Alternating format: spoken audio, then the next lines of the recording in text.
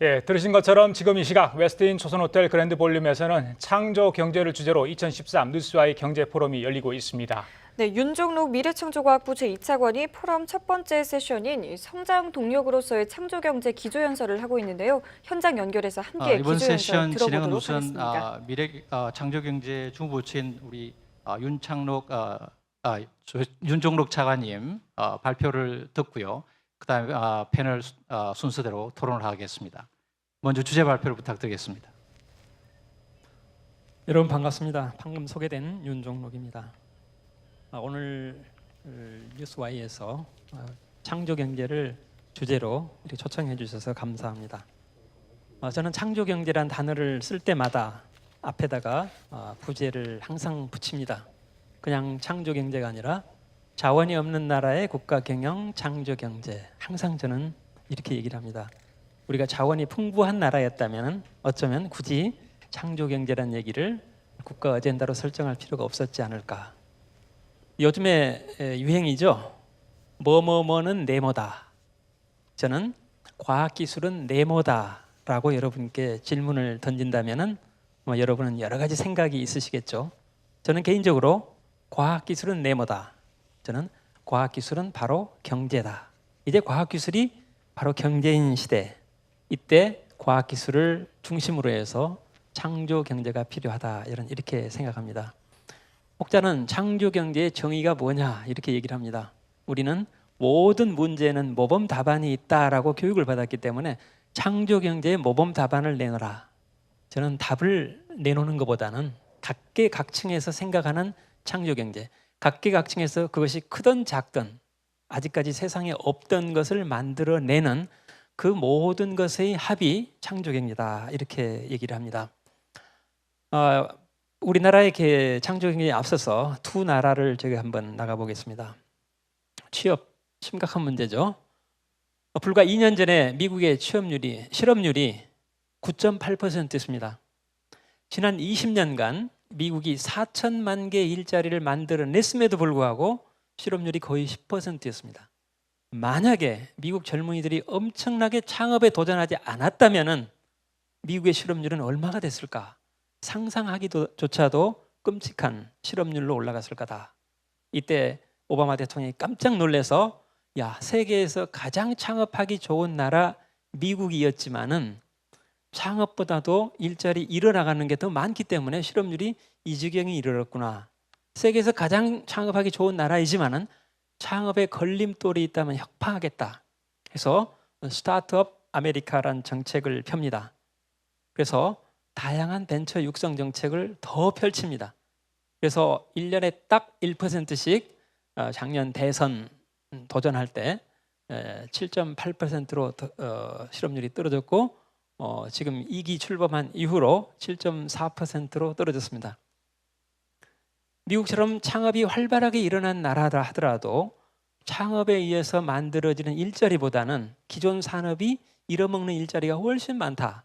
그래서 끊임없는 창업이 있지 않고 본다면은 그 나라 경제는 서바이브하기 어렵다. 우리나라도 비상구가 없다. 사실상 백수가 이렇게 많다. 어떻게 해결할까? 이런 얘기를 우리가 하고 있습니다. 이제 창조 경제는 박근혜 정부가 출범한 이후가 창조 경제가 아니라 그 이전부터 우리는 창조 경제를 해왔고 이 이후로도 창조 경제는 하나의 정책이라기보다는 새로운 경제 패러다임이다. 이렇게 이해를 하는 게 더 낫지 않겠는가?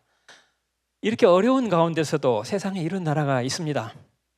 인구는 750만, 충청 남북도만 한 면적, 우리 남한의 5분의 1, 남자는 3년, 여자는 2년 군대를 갔다 옵니다.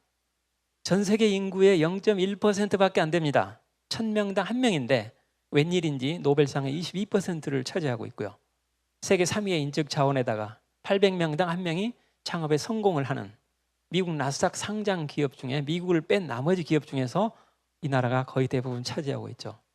더 놀라운 것은 일개 대학에서 연간 특허료를 1조 원씩 매출하는 나라. 세상에 이런 나라가 있습니다. 이 어려운 환경에서도 우리는 이것을 기적이다라고 얘기를 합니다. 이스라엘을 얘기합니다만은 저는 천만에 방금 제가 보여드린 슬라이드는 기적이 아니었다. 이거는 분명한 혁신이었다. 그렇다면 혁신이 어디서 오느냐? 여러분 앞에 총과 총알이 하나 있습니다. 이 총알은 왜 태어났습니까? 폭발하기 위해서 태어났습니다. 만약에 이 총알이 폭발하지 않으면 50g짜리 쇳덩어리로 녹슬어 갈 뿐이죠.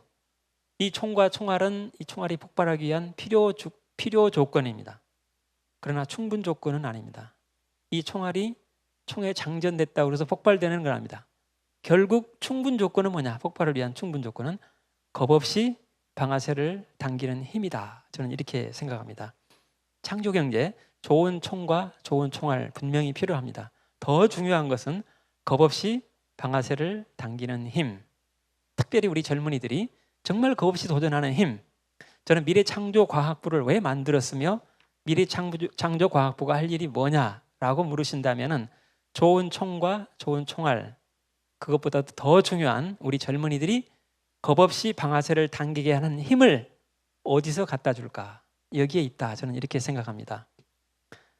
우리는 혁신을 위한 필요 충분 조건으로서 좋은 교육, 좋은 두뇌, 종교, 특히 이스라엘을 얘기할 때 이렇게 얘기를 합니다. 그러나 좋은 두뇌, 교육, 종교, 이거는 총과 총알에 불과하다.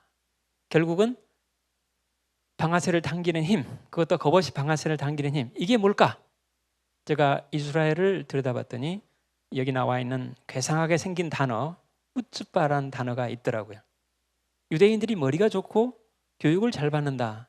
여기에 국한하지 않고 그 국민들의 뻔뻔하게 당돌하게 도전하는 힘, 후츠바라는 정신, 여기에서 우리가 창조경제의 키를 잡아야 되겠다. 저는 이렇게 생각합니다. 다행히 우리나라가 자원은 없지만은 정말 디지털 토양만큼은 세계에서 가장 비옥한 토양을 가지고 있다. 저는 이렇게 생각합니다. 여러분의 상상력이 과학기술하고 접목이 되면은 하나의 씨앗이 만들어집니다. 저는 그것이 창조경제의 씨앗이다. 벽씨는 땅에 떨어져야 뿌리를 내리고 열매를 맺는데 상상력이 과학기술과 접목해서 만들어진 창조경제의 씨앗은 어디에 떨어져야 꽃을 피울까라고 물어보신다면 저는 주저없이 아주 비옥한 디지털 토양이다. 다행스럽게도 우리나라는 세계에서 가장 비옥한 디지털 토양을 갖추고 있다. 그래서 저는 25만 년 전에 지능을 갖춘 인류, 호모 사피엔스라고 그러죠. 저는 21세기 한반도에 태어난 여러분이나 저는 호모 디지털 인간, 호모 디지쿠스로 진화했다. 저는 이렇게 합니다. 이처럼 비옥한 디지털 토양을 가지고 우리가 어떻게 해야 될 것인가? 100년 전만 하더라도 지구상의 인구는 6억 명이었습니다. 지구는 척박하기 그지없는 땅이었죠.